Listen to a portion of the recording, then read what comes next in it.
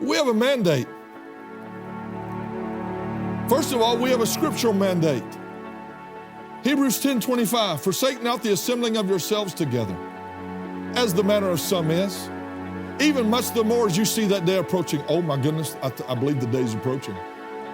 Ding, ding, ding, ding. The day's here. We have a scriptural mandate. Secondly, we have a constitutional mandate. The First Amendment of the Constitution says that there shall be no law imposed against the free exercise of religion. Come on, somebody. But yet, they've imposed laws and orders against churches greeting or meeting and even singing, even having house meetings in California. The third mandate we have is a moral mandate.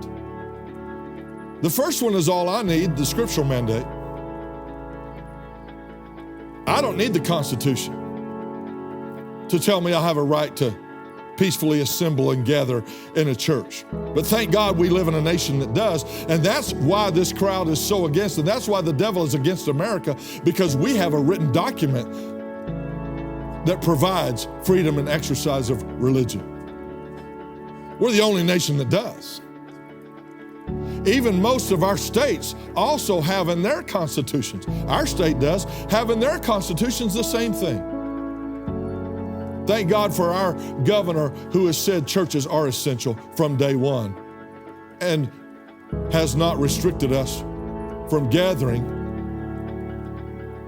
He's exempted churches from his state shutdown orders, but yet most churches in our state shut down.